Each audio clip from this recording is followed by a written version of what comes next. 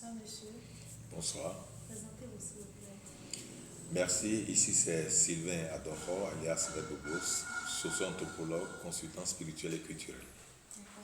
Selon vous, comment se comportent les hommes en général en fonction de leur signe astrologique? Il faut comprendre que l'homme est né tout. L'homme est un tout complet. Donc, un homme, c'est l'ensemble de tous les signes astrologiques. Peut-être que nous avions oublié, mais je tiens à le rappeler aux uns aux autres que nous sommes le tout. Maintenant, c'est comme à l'école où nous avons tellement de matière, mais nous sommes suffisamment forts dans une matière. Cette matière dominante pour nous là, c'est ça qui représente notre signe zodiacal. Vous comprenez un peu? Maintenant, du moment où nous sommes tous, les astres agissent sur nous. C'est d'ailleurs, on parle de astrologie, astres. Les astres influencent qui nous sommes. Et donc, à des moments donnés, il y a le côté négatif, entre griffes, parce que je n'aime pas trop utiliser ces mots, et le côté positif. Donc, le côté ombre et le côté lumière. Donc, à des moments donnés, les astres vont nous influencer pour que nous nous comportions face au côté ombre de notre signe zodiacal.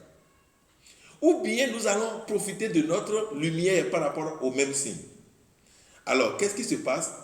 Parfois, on va regarder tout ça pour dire ne faites pas ci, ne faites pas ça, en tenant compte de l'ombre, et dire faites plutôt ceci, faites plutôt cela, en tenant compte de la lumière. Et donc, c'est ça, comme ça, les astres nous influencent. Maintenant, il nous revient de comprendre qu'au-delà de ces influences, nous sommes maîtres de l'univers, nous sommes le Guéton. Ou bien, seulement que nous n'avons pas encore allé vers notre essence première. Et nous avons encore des déchets.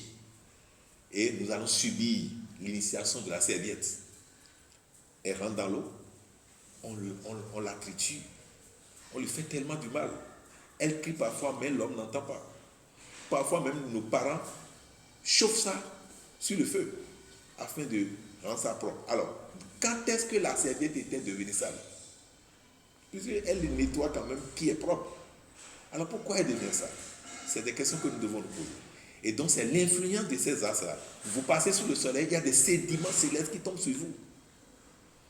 Sinon vous n'avez rien fait de ça dans la journée, vous goûtez votre corps le soir et c'est salé. Pourquoi? Parce qu'il y a des choses, non pas forcément qui sortent de votre corps, mais aussi il y en a qui sortent de votre corps, mais il y en a qui descendent aussi sur vous. Et vous devez nettoyer. Et ce nettoyage éternel, nous devons le faire jusqu'à réaliser notre dimension christique. Lorsqu'on parle de Christ, c'est l'autre côté qui nous attend. Tout le monde va devenir ça. C'est d'ailleurs pour ça qu'il dit, je suis le chemin, la vérité et la vie. Je suis le chemin. Alors qui m'aime, prend sa croix et me suit. Donc il n'est mort pour personne. Vous devez le suivre, vous devez le copier pour le réaliser. C'est ce que vous devez faire. Mais à un moment donné, lui, il est sorti du rang des signes de zodiaque, n'est-ce pas? Puisqu'il a 12 disciples, non? Mais plus lui-même, il est le 13e disciple. Alors, il y a un 13e signe zodiacal qu'on ne vous dit pas. On appelle le serpenté. Ok? Et c'est ça, quand vous arrivez à unir les 12 autres signes, vous devenez le serpenté. Et vous devez comprendre que vous allez mourir pour montrer le chemin. Juste, c'est mourir, montrer le chemin, qu'on appelle le 13e disciple. Il y a même un film que vous pouvez aller consulter. Le 13e disciple, vous allez voir tout ce que le disciple là va subir. Et donc, c'est ça qui nous attend. Quoi qu'on vous dit, ne restez pas à l'étape seulement de votre signe. Comprenez que vous avez d'autres unités d'enseignement qu'il faut traiter. C'est comme à l'université. Vous savez peut-être la moyenne vous passez, mais il y a des unités d'enseignement que vous retournez traiter. Et donc, si vous ne travaillez pas les autres côtés de votre vie et dites je suis Sagittaire seulement, vous perdez votre temps. Vous êtes aussi Lion. Vous êtes aussi Bélier. Donc, il faut, lorsqu'on parle des autres signes, parfois, là, écoutez ceux qui parlent. Ah, qu'est-ce qu'on dit pour les Gémeaux? Copiez, écoutez. Vous avez des notions de Gémeaux en vous. Et vous pouvez profiter de ce temps pour faire ce travail-là. Si on parle de Capricorne, écoutez. Vous voyez ce que les gens font souvent, c'est quand on parle de leur signe qu'ils écoutent le plus. Vous voyez, c'est des erreurs.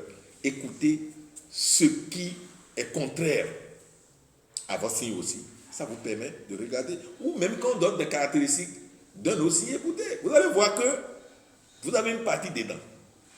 Alors, vous allez profiter pour corriger les tares qui sont dedans et profiter de la lumière, des lumières qui sont aussi dedans.